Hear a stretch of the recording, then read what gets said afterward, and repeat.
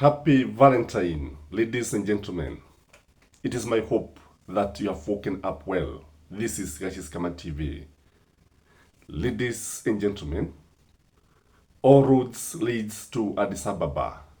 Raila Amolo Odinga will know his fate tomorrow when the heads of state decide his fate, when the heads of state vote for the next African Union Commission chairperson to replace Musa Faki. Raila Amolo Odinga of Kenya, Mohamed Yusufu of Djibouti, and Richard James of Madagascar are the contenders.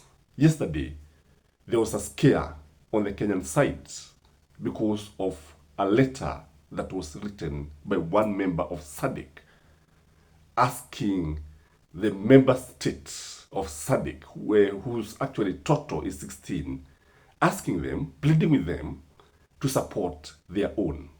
That is Richard James of Madagascar. And this one actually scared and tilted the balance. You know, initially, Richard James was the person who was seen as the weakest.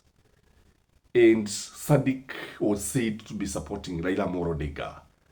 But this letter, if the member states are going to follow the plea, the request, then the Madagascar candidate, that is Richard James, is likely to emerge the winner.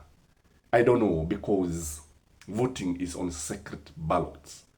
And a number of heads of state had committed and promised Raila Amolo Odinga that they are going to support him. So we can simply say that this bloc of 16 nations is the one that is going to seal Raila's fate. It is make or break for Raila Amolo Odinga. Ladies and gentlemen, Raila has seen it all. Raila has been to South Africa, West Africa, Eastern Africa, everywhere. He has visited every corner of the continent, pleading with heads of state and prime ministers to vote for him. He deserves it, ladies and gentlemen. Raila, is one person who actually has come out as the strongest candidate. And I want to commend Raila Amolo Odinga on one thing.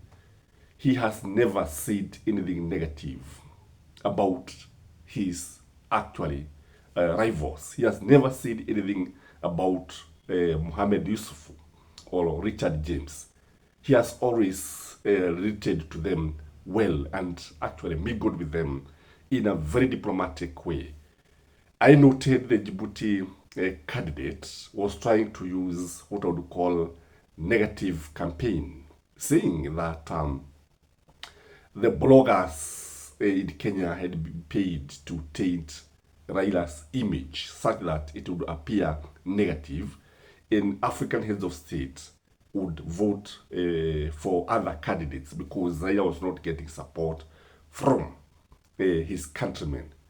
Further from the truth, I don't think the Djibouti candidate had paid anybody. I don't think. And this is contrary to what Raila was doing.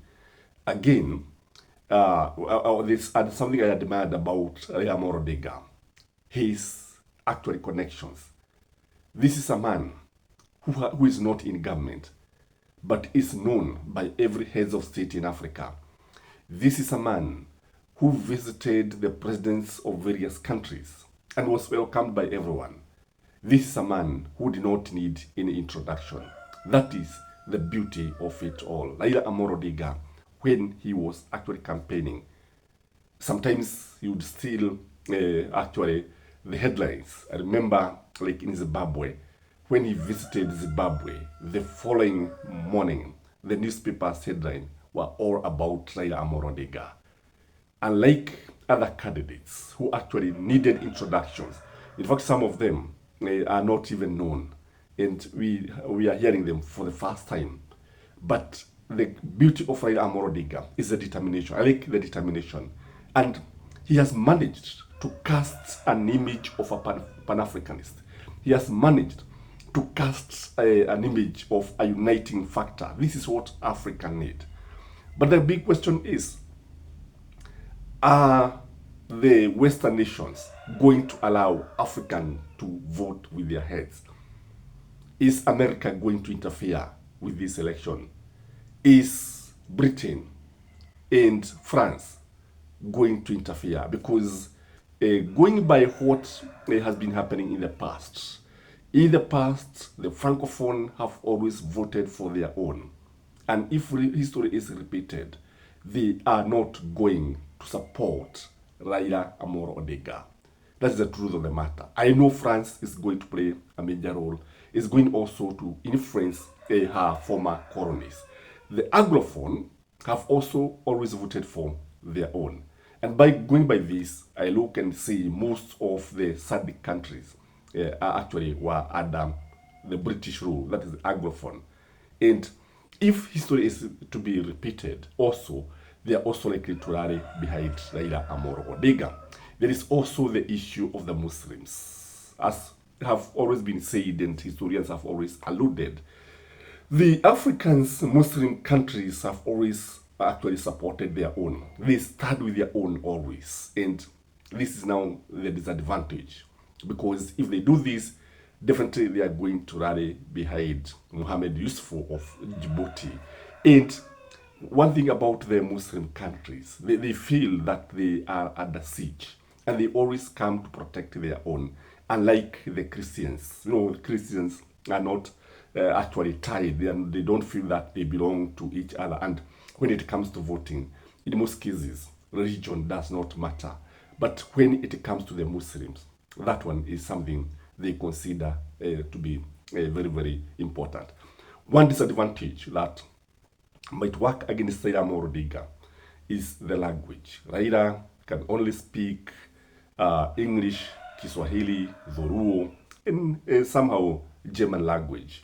But when you come to the Djibouti candidate, this man, during the interview, he came out strongly. Somebody who could speak Arabic, somebody who could speak French, somebody who could speak English, and many other languages. And that one might be something that could be attracting many other countries. Because you see, when it comes down to the discussion, when you speak the same language with somebody, it becomes easy for you to communicate and interact. And every member state would like to have a free interaction with the African Union chairperson. Unlike what has been said, this position is not an executive one. Truth be told, Africa is not a country, but a continent. We don't have a common leader in Africa. Africa is hopelessly divided. Until that time, African Union or African continent unite and have one president. That time, which actually would be the best thing. But because of selfishness, I don't see them uniting. So even if Raila is actually elected as African Union position, that position is just for sentimental value, feel good moment for anyone who holds that office.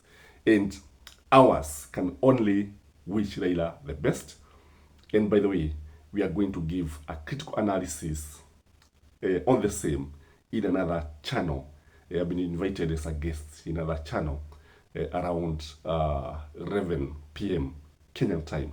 That is a vernacular station in Belgium. And I'm going to invite you there. Please, let's meet there at 11 p.m. Kenyan or East African time. Happy Valentine.